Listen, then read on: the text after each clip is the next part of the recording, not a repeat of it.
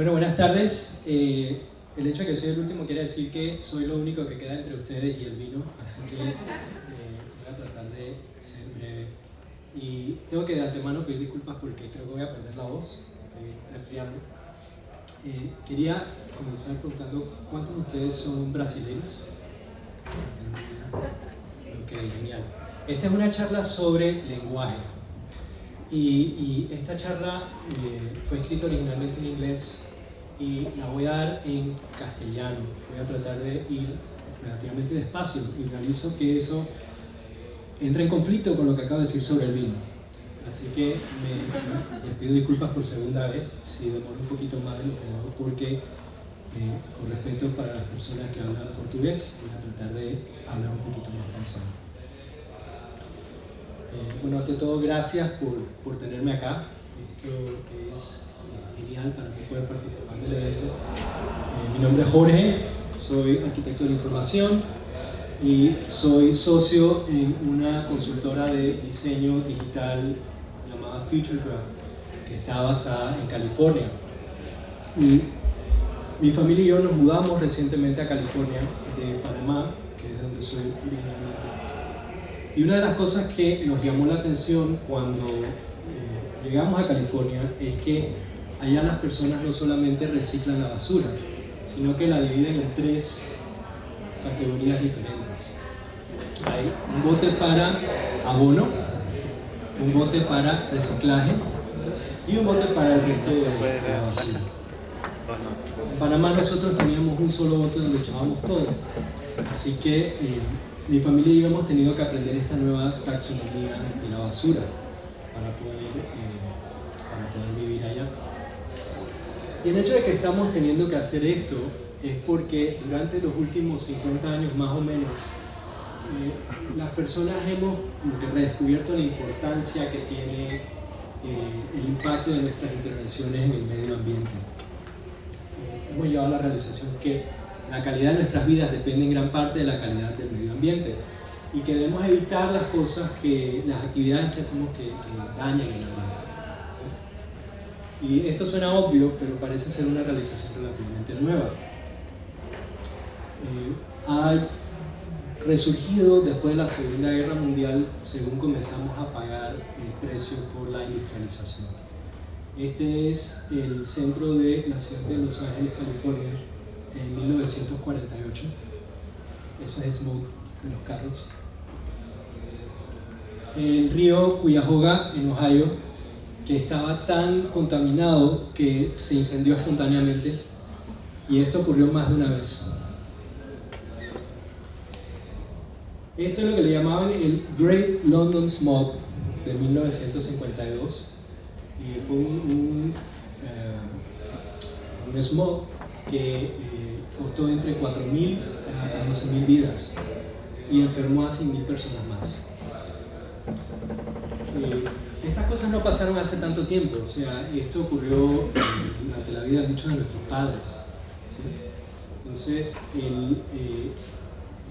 la aparición de libros críticos, hay un libro que se llama Silent Spring, que salió en los 60s, el movimiento hippie de los años 60 y desastres como estos revivieron el interés por los temas ambientales. Y eso nos lleva a este personaje. Smokey Bear has got a pal who is always on the prowl. Woodsy is the thing, you know, he's the anti-pollution owl. Este es el búho Woodsy. Y el búho Woodsy, ¿algunos lo han visto antes? ¿Lo conocen? El búho Woodsy fue creado en 1970 por el Servicio Forestal del Gobierno de los Estados Unidos. Y el objetivo era concientizar a la población sobre la importancia de proteger el medio ambiente.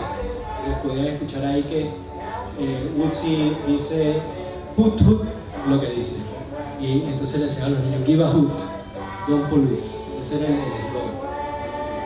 Entonces, como ustedes pueden ver por mi experiencia en California teniendo que aprender sobre la nueva taxonomía de la basura, Woodsy ha sido bastante exitoso en su misión. Así que yo quería traerlo conmigo hoy para contarles sobre otro tipo de entorno en el que vivimos y que es tan importante como el entorno físico, que es el entorno semántico. Sin embargo, en 1974 el Congreso de los Estados Unidos pasó una ley que protege la imagen de Woodsy, así que y restringe lo que uno puede hacer con él. Así que le he pedido a su primo Wordsy que me acompañe en vez. Y Wordsy nos va a estar interrumpiendo de vez en cuando con algunos puntos para recordar según vamos aprendiendo a apreciar y proteger el entorno semántico. Entonces, cómo va a funcionar esto es que cuando yo ponga las diapositivas con Wordsy en la pantalla, les voy a pedir que me acompañen diciendo hoot hoot. ¿Ok? Entonces vamos a practicar ahora. Hoot hoot. Yo creo que pueden hacerlo más alto. Vamos de nuevo. Hoot hoot. Ok. Ya saben. Entonces cuando aparezca Wordsy yo les voy a decir para que hagan hoot hoot. Entonces, antes vamos a ver qué tenemos en la agenda hoy. Lo primero es, yo les voy a contar por qué este tema es importante para mí y por qué creo que es importante para ustedes. Entonces les voy a explicar lo que es el entorno semántico y teniendo ese concepto, ese modelo en mente, les voy a hablar de patologías. En particular les voy a hablar de dos patologías que se llaman charla loca y charla estúpida. Y una vez que tenemos estas ideas en mente, entonces les voy a mostrar cómo podemos usar estos conceptos en la práctica para hacer mejores diseños. Entonces, ¿estamos listos? ¿Sí? Entonces vamos a hablar sobre por qué este tema.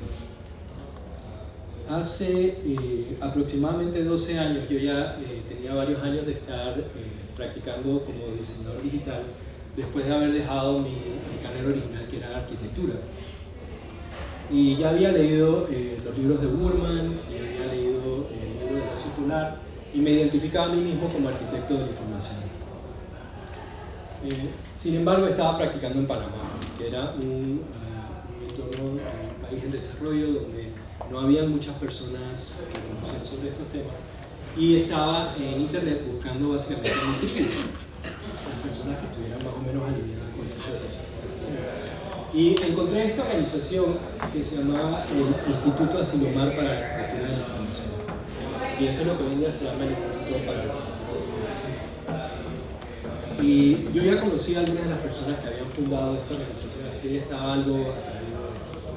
Pero había una página en este sitio web que a mí me llamó mucho la atención porque tenía una definición de lo que es la arquitectura de la información que también aparece en el libro de los escolares. Que a mí me atrajo mucho. Decía que la arquitectura de información es el diseño estructural de entornos informáticos compartidos. Y como arquitecto a mí siempre me atrajo mucho esta frase porque este rollo de diseño estructural y de entornos informáticos, que dicen information spaces, a mí me hablaba mucho sobre la relación que tiene este campo con la arquitectura que yo conozco. La cuestión es que yo siempre estuve más claro en la primera parte de esta oración que habla del diseño estructural que en la segunda parte que habla de entornos informáticos compartidos. O sea, ¿qué es esto de entorno informático compartido? Después de todo, uno probablemente le puede mostrar esta misma frase a alguien que diseña bases de datos y le diría, bueno, esto es más o menos lo que hacemos nosotros también. Es importante notar que estos medios digitales en los que trabajamos son fundamentalmente medios de comunicación. Y durante la mayoría de mi carrera, el medio de comunicación principal para el que he diseñado es el web. Y para la mayor parte de ese tiempo, el web se ha accedido a través de máquinas como esta, donde uno tiene una computadora en un escritorio con un teclado, una pantalla, un ratón y una serie de ventanitas, una de las cuales es un browser, y ahí es donde uno accede a esta información. Sin embargo, esta imagen se está comenzando a complicar. Estamos comenzando a ver nuevas formas de interactuar con la información y de participar en estos entornos informáticos. Estamos comenzando a tener smartphones y tablets y termostatos que se conectan a la red y ahora relojes y todos estos dispositivos que están comenzando a dispersar el acceso a la información en el ambiente, en diferentes contextos más allá de las pantallas. Esta imagen, ¿cuántos conocen este proyecto? ¿Lo han visto antes? ¿Sí? Para los que no lo han visto, esto es un proyecto que hizo la cadena de supermercados Tesco en Corea del Sur, donde pusieron una imagen, este es el metro de Seúl, entonces pusieron en una de las estaciones una imagen de los productos en el anaquel de supermercado, y aquí no se alcanza a ver, pero los productos tienen códigos QR, entonces uno puede llegar con el teléfono y hacer la compra del supermercado parado en la estación del tren, básicamente. Entonces esto es una forma diferente de interactuar con esa información, pero sigue siendo información. Entonces yo tengo varios años de estar diciendo que, en mi opinión, uno de los beneficios que tiene este campo de la arquitectura de la información específicamente es que es un campo que está enfocado en comunicar significado efectivamente a través de diversos contextos. ¿Sí? Porque estamos pensando como en estas estructuras informáticas de una forma abstracta.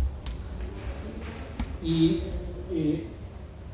eso me trae a mí varias preguntas a mente, teniendo esta definición en mente, y ahora este rollo de que tenemos todos estos otros contextos físicos y formas de acceder a la información, a mí me vienen varias preguntas a la mente. La primera es, por ejemplo, ¿cuál es la relación entre estos entornos informáticos compartidos y el contexto como lo entendemos en el espacio? O sea, este rollo de que ahora estoy parado en la estación del metro interactuando con la información. O sea, ¿cuál es la relación entre estos entornos informáticos y esos entornos que ahora también son informáticos?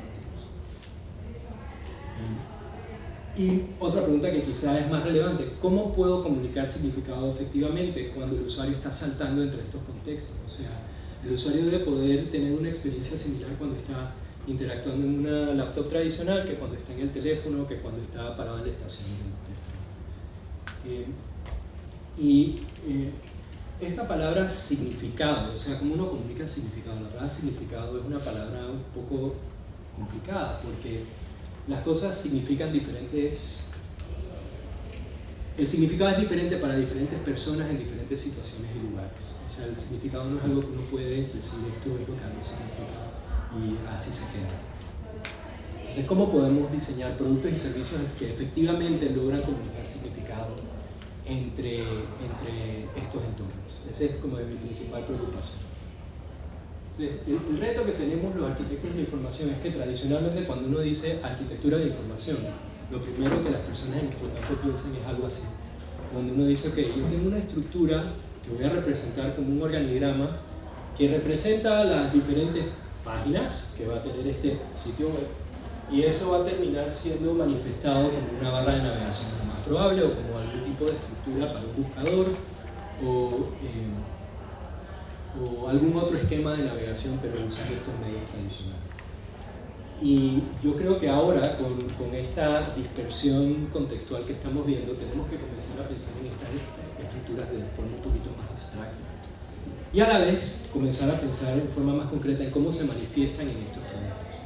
Así que esta línea de cuestionamiento y de exploración me llevó a este campo que se llama semántica general.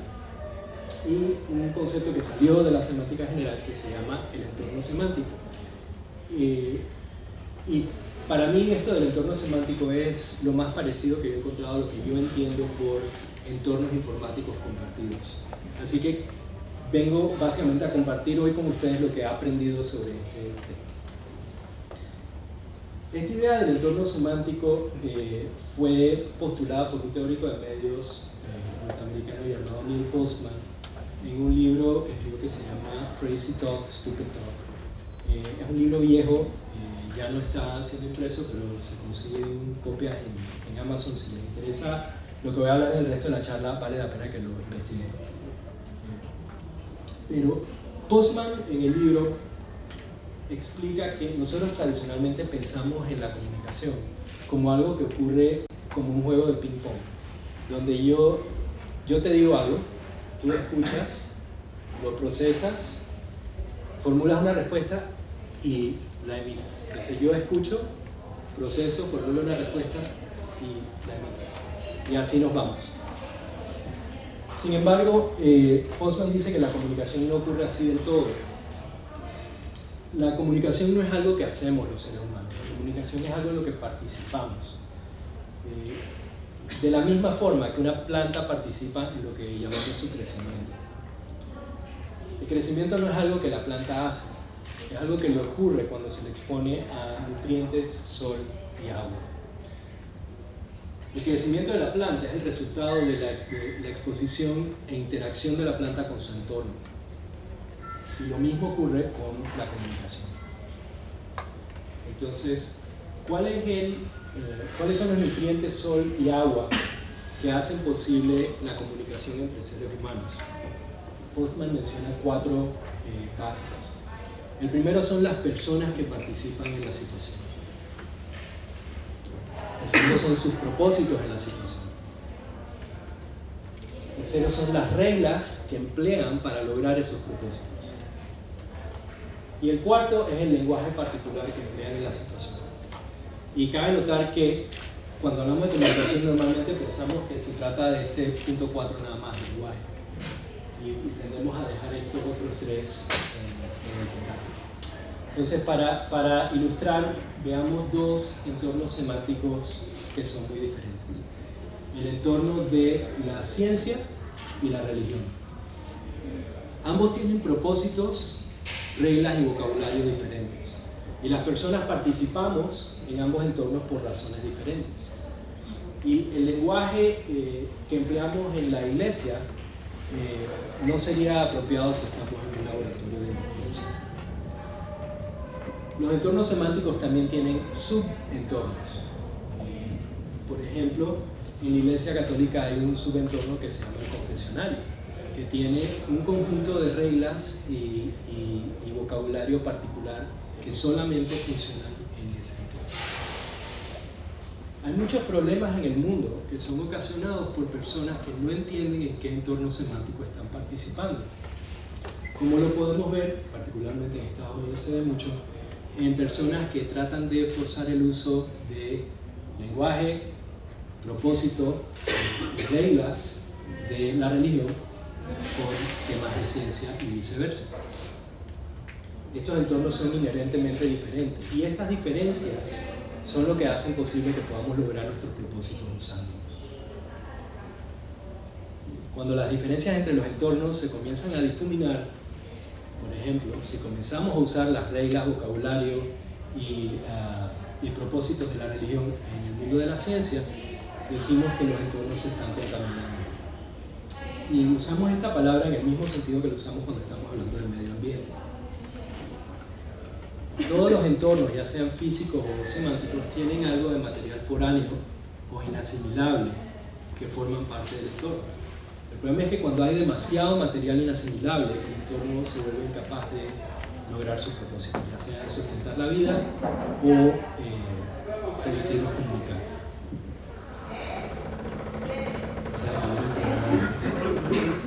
Wordsy dice "Hut, hut".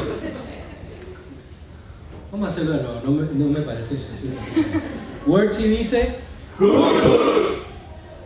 Presta atención al entorno semántico. Y podemos comenzar pensando en esta situación en la que estamos ahorita y cómo cabe dentro de esta definición que les acabo de dar de lo que es un entorno semántico.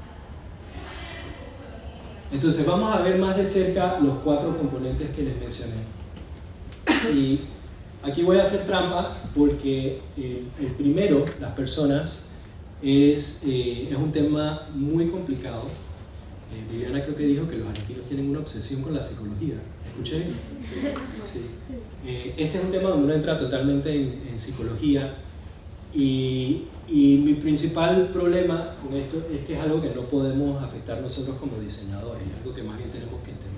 Entonces, no voy a hablar mucho hoy sobre las personas. Lo único que voy a decir es que tenemos que tener en mente que todos procesamos nuestras experiencias usando filtros muy particulares a nosotros que afectan la forma en que entendemos lo que está ocurriendo. Entonces, con eso dicho, voy a saltar a la siguiente, que son los propósitos, y que sí es algo que podemos afectar nosotros con el diseño.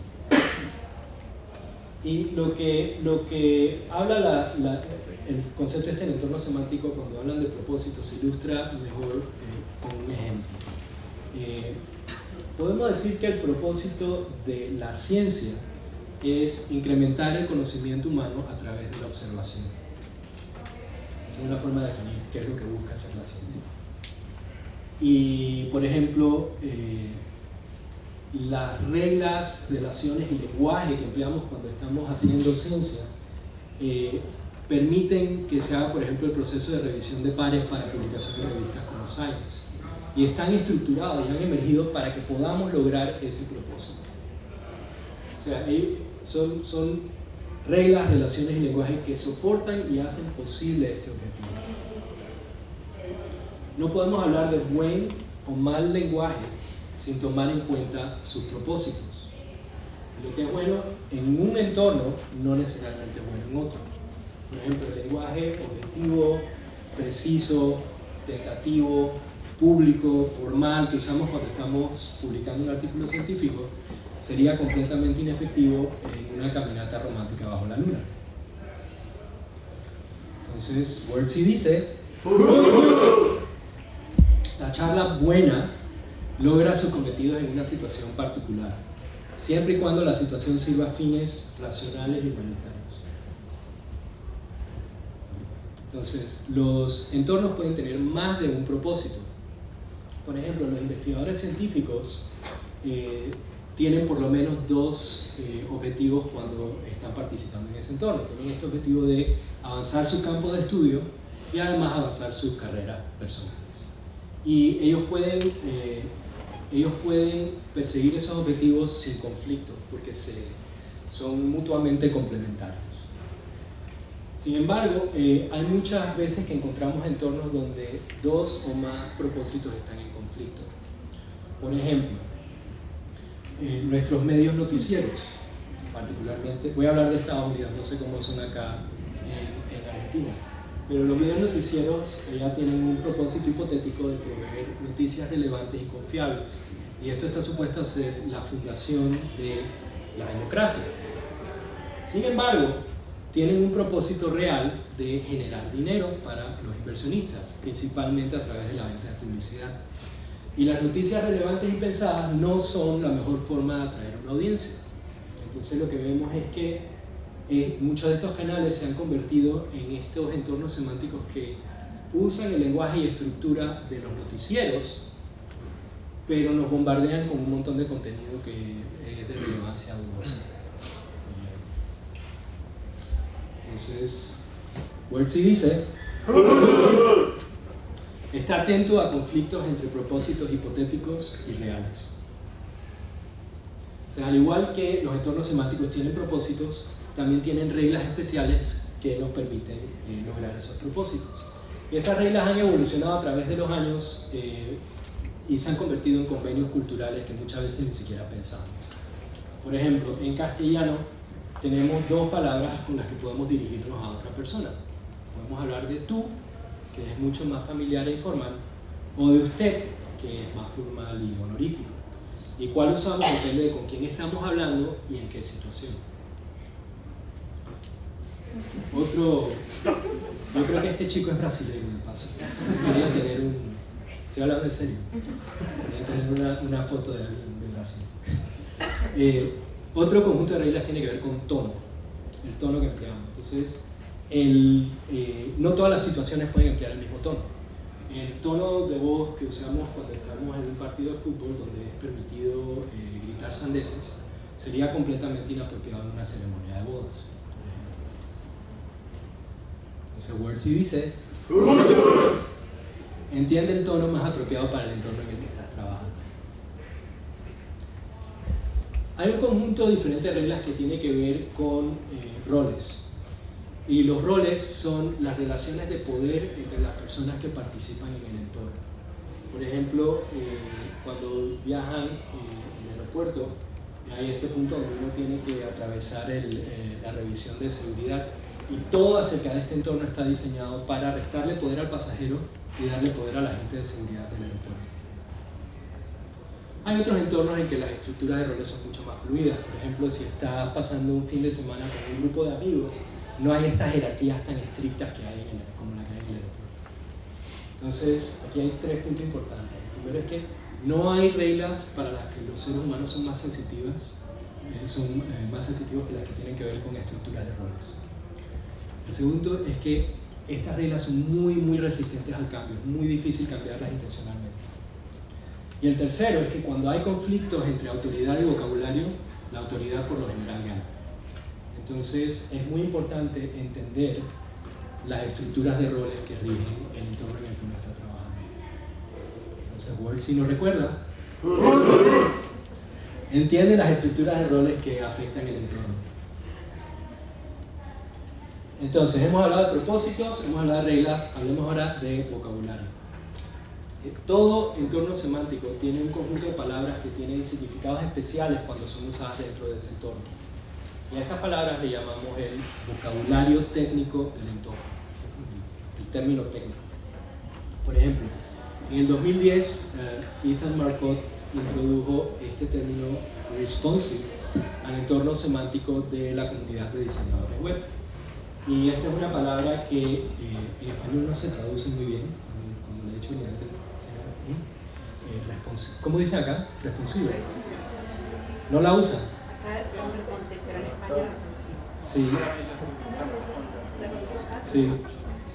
Es una palabra un poco incómoda, rara, como suele ocurrir cuando hay vocabulario nuevo. Pero es muy útil porque nos permite hablar sobre estas ideas importantes que no teníamos forma de describir antes. Así que ha sido ampliamente adoptada y yo creo que cuando la mostré, muchos de ustedes deben haberla reconocido.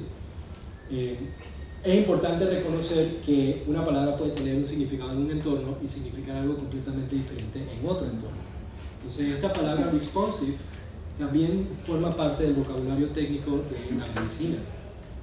Y cuando está usada en ese entorno, tiene un significado totalmente diferente al que usamos nosotros. Entonces, Wordsy dice: está atento al vocabulario técnico particular al entorno semántico en el que estás trabajando. Entonces, también tenemos que estar atentos a lo que Postman llama palabras clave. Y las palabras clave son palabras sencillas, no técnicas, o sea, son palabras que usamos todos los días. Y forman parte de todos los entornos semánticos, todos la tienen. Pero son un poquito complicadas porque su significado cambia según pasan de un entorno semántico a otro. Entonces, esta oración, por ejemplo, yo no sé si alguien se rió por acá. ¿Sí la han visto antes? Sí. Vale, lo que es bueno para la General Motors es bueno para los Estados Unidos. Y este señor Charles Wilson era un ejecutivo de la General Motors que pasó a formar parte del gobierno de Estados Unidos en 2009. Y esta oración asume que la palabra bueno significa lo mismo en ambos lados, ¿sí? Pero claramente está hablando de dos entornos totalmente diferentes. Uno es el entorno de las corporaciones y el otro es el entorno del Estado. Y la palabra bueno no necesariamente significa lo mismo en ambas. El hecho de que es la misma palabra hace que esta oración sea un poco complicada. Entonces Wordsy dice: se están comenzando a dormir con el otro.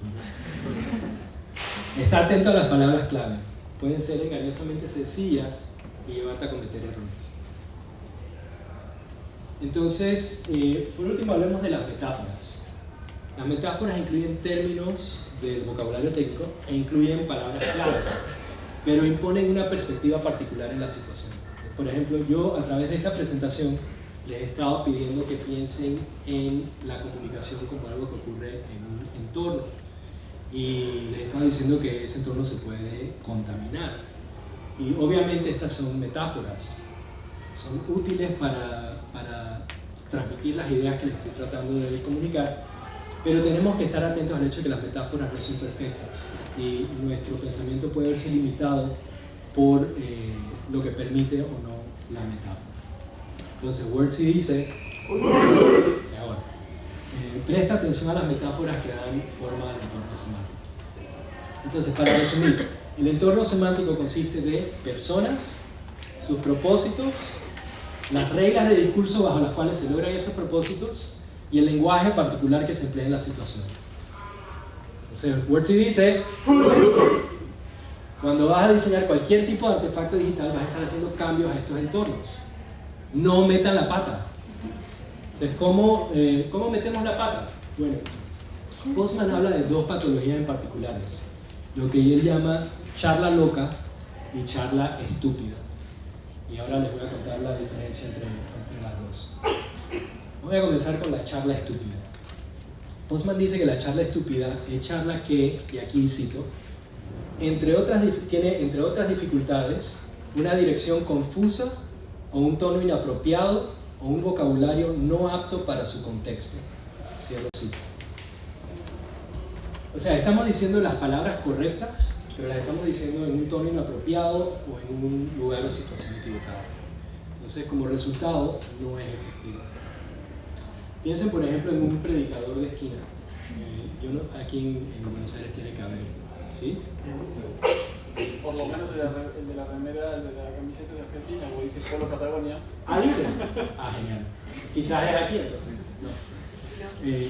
Pero estas personas uno las ve en las intersecciones en la ciudad, tienden a estar en las ciudades grandes y están predicando y gritando a todo pulmón mientras las otras personas les pasan de largo. O sea, el tono y el lenguaje que están usando podría ser completamente efectivo si estuvieran en una iglesia o en un encuentro religioso, pero aquí no está alineado con los objetivos de los otros participantes en el encuentro, entonces simplemente les pasan por al lado sin recibir el mensaje. Entonces, debo aclarar que cuando estoy diciendo estúpido, no me refiero a que las personas involucradas son estúpidas. Lo que estoy diciendo es que el entorno semántico mismo es estúpido. Las personas en ambos lados pueden ser muy inteligentes, pero el entorno no hace que sea imposible que se comuniquen efectivamente. Déjenme mostrarles otro ejemplo de mi carrera. Una vez me tocó hacer un análisis de usabilidad de una aplicación en una plataforma de banca en línea por internet. Y en esta aplicación había un botón muy importante, era el botón que llevaba al usuario de vuelta a la página de inicio donde aparecían todas sus cuentas. Este botón estaba en todas las páginas transaccionales de esta aplicación, o sea, era un botón muy visible. Y la etiqueta que habían escogido los desarrolladores de la aplicación para este botón era la palabra consolidados.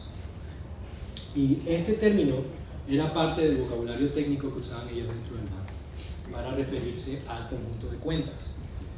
Y yo nunca lo había visto usado en este contexto y sospechaba que los usuarios también iban a tener problemas con esta palabra. Entonces yo se lo mencioné al equipo y dije, mira, yo creo que este botón tiene un problema. Y me dijo, no, pero si eso está claro, todo el mundo sabe lo que son consolidados. Y dije, ok, vamos a probarlo con los usuarios. Hicimos pruebas y, como se imagina, nadie lo entendió. Entonces, cuando le pedimos a los usuarios que nos dieran un término que describiera mejor la funcionalidad, casi unánimemente dijeron mis cuentas.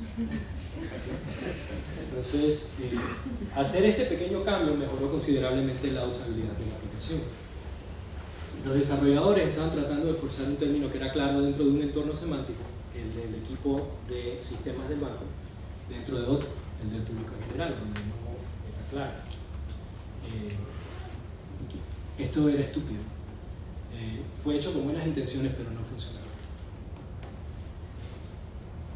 La charla loca es algo diferente y un poquito más nefasto. Y nuevamente voy a citar a Postman. Abro cita. Es charla que puede ser completamente efectiva, pero que tiene propósitos malos, poco razonables o a veces enteramente triviales. Es charla que crea para sí misma un contexto irracional o sustenta una concepción irracional de la interacción humana. Cierro cita. O sea, esta charla que funciona tal y como fue diseñada, pero que fue diseñada con intenciones cuestionables. Este es el territorio de los eufemismos y la doble charla. Entonces, hay un montón de ejemplos que se pueden sacar del mundo corporativo. Yo traje dos, pero se podrían ver mucho más. Hace unos meses tuve que enviar unos documentos de California a mi oficina en Panamá y porque no eran urgentes y a mí no me gusta gastar plata, escogí el nivel de servicio que se llama FedEx International Economy. Entonces, cuando fui a pagar, el agente de FedEx me informó que si fuera a escoger FedEx International Priority, sería más barato que FedEx International Economy. O sea, yo hubiera pagado de más por escoger economía. A mí me parece que esto es una locura. Este es otro ejemplo. Coca-Cola tiene un sitio web donde presentan sus iniciativas de responsabilidad social, lo cual ya lo hablo. Y en este sitio tienen fotos de gente joven, saludable, divirtiéndose en la naturaleza. Y también tienen información sobre calorías y obesidad. Y yo escuchaba desde hace rato que en Estados Unidos hay una epidemia de obesidad y que uno de los principales culpables de la epidemia de obesidad son las sodas. Así que estaba muy curioso por saber qué tenía Coca-Cola que decir al respecto. Y fue aquí donde aprendí que estoy engordando por comer mucho pollo. Ven aquí que dicen que los 3 principales contribuyentes calóricos son postres basados en harinas, platos basados en pollo y panes. Y yo pensé, bueno, esto no puede ser, ¿dónde están las sodas? Así que decidí investigar la fuente de esta información y como ven acá hay una referencia, así que no fue difícil. Resulta que esta información viene de la Guía Alimenticia para Americanos del 2010, publicada por el Departamento de Agricultura del Gobierno de los Estados Unidos. O sea que es una fuente bastante formal. Y cuando descargué este documento, encontré que, en efecto, las primeras 3 son postres, panes y platillos basados en pollo. Yo creo que ya vieron cuál es la número 4. Yo creo que no es coincidencia de que el sitio nada más muestra 3 y de que lo hace en un entorno que parece educativo y neutral. A mí me parece que esto es una locura. Entonces voy a resumir la diferencia citando nuevamente a Postman. Cito, la charla es estúpida cuando no funciona. La charla es loca cuando al funcionar crea y sostiene un propósito irracional. Cierro cita. Entonces, como arquitectos de información, arreglar la charla estúpida es nuestra responsabilidad profesional. Arreglar la charla loca es nuestra responsabilidad ética. Entonces, Wordsey dice, nuestra función es arreglar la locura y la estupidez cuando la encontramos. Entonces ahora les voy a mostrar una forma en que podemos usar estas ideas para tratar de arreglar un poco la locura y estupidez en el mundo. Este es un ejercicio que hemos usado mi equipo y yo al iniciar el proyecto para tratar de diagramar los entornos semánticos con los que vamos a estar trabajando. Y de hecho fue muy bueno seguir a Viviana porque esto es un taller. Lo que les voy a mostrar es un esquema para correr talleres. O sea que si están aquí en la presentación anterior, perfecta sería. Lo que hacemos en este ejercicio es que hacemos un taller con los grupos que interactúan con los procesos de nuestro cliente y sus usuarios. Entonces, en este taller tratamos de identificar de cuántos entornos semánticos estamos hablando y hacemos que ambas partes los tracen. Entonces, una vez que tenemos todos estos entornos trazados, los consolidamos. Esto suena súper abstracto, ahora les voy a mostrar cómo se ve eso. Cuando comienza el taller explicamos el concepto del entorno semántico de forma muy parecida a lo que he hecho aquí hoy con ustedes y entonces les hacemos preguntas como estas. ¿Quién participa en este proceso? ¿Cómo interactúas con ellos? ¿Qué resultados esperas? ¿Cuáles preguntas les haces? ¿Cuáles palabras son efectivas? ¿Cuáles palabras no son efectivas? ¿Quiénes hacen o velan por las reglas? Esta es un poquito más delicada. Pero hay personas en las organizaciones que son las que básicamente mandan. Y queremos sacar toda esta información. Entonces, según ellos van contestando, vamos apuntando las respuestas en notitas adhesivas y las vamos pegando en la pared sin mucho orden inicialmente. Eventualmente, como las preguntas están estructuradas para sacar la información sobre lo que constituye el entorno semántico, comenzamos a identificar cosas que parecen ser entornos diferentes. Entonces, cuando hemos identificado estos diferentes entornos, agarramos un rotafolio por cada uno y comenzamos a mover las notitas adhesivas a estos rotafolios con una estructura muy particular. Como lo hemos dividido en 4, tenemos un cuadrante para los actores que participan en el entorno, sus objetivos en la interacción, las reglas que emplean y el vocabulario que usan. Entonces, la columna de actores y objetivos la dividimos en dos porque recuerden que estamos obteniendo información sobre nuestro cliente y sobre sus usuarios. Y queremos poder, y ambos tienen personas y objetivos diferentes en la interacción, entonces queremos poder ubicarlos separados. Y cabe notar que vamos a estar repitiendo el ejercicio luego con los usuarios, porque lo queremos ver desde el punto de vista de ellos también. Entonces, cuando tenemos toda esta información, comenzamos a consolidarla en estos mapas que se ven así. Y aquí pueden ver que hay 5 capas, las que hemos visto ya, las personas involucradas, sus objetivos, las reglas, el vocabulario. Entonces, noten también que las filas de regla y vocabulario las hemos dividido también en dos. Esto es porque identificamos reglas y palabras que ayudan a lograr los objetivos y algunas que evitan que ellos logren los objetivos. Entonces queremos identificar las que son positivas y las que son negativas. Además, en esta fase hemos agregado una fila más para comenzar a anotar los canales de interacción que usan actualmente y comenzar a brainstorm canales futuros que podrían emplear. Entonces, cuando uno hace uno de estos ejercicios, como sugería hace un ratito, salen más de un entorno. En este caso, estábamos diagramando el proceso de venta de una consultora de tecnología. Entonces, identificamos 5 entornos diferentes bajo los cuales atravesaban desde el contacto inicial con el cliente hasta el momento en que entraban en una relación de soporte recurrente. Y, por ejemplo, en el entorno inicial, los actores principales eran todos ejecutivos de ambos lados. Y esas personas tienen objetivos muy diferentes que las personas que interactúan en el entorno que tiene que ver con el momento donde deciden entrar en una relación formal comercial, que es cuando entran los abogados, las personas de finanzas, etc. Esos son otros actores y ellos tienen otros objetivos. Y queremos poder verlos todos por separado. Pero verlos todos juntos, así pegados en la pared, nos ayuda a identificar oportunidades inherentes en el idioma. Por ejemplo, en este caso, surgió que había esta palabra monitor, que era considerada positiva por el equipo de nuestro cliente en un entorno, pero era considerada negativa por los usuarios en otro entorno.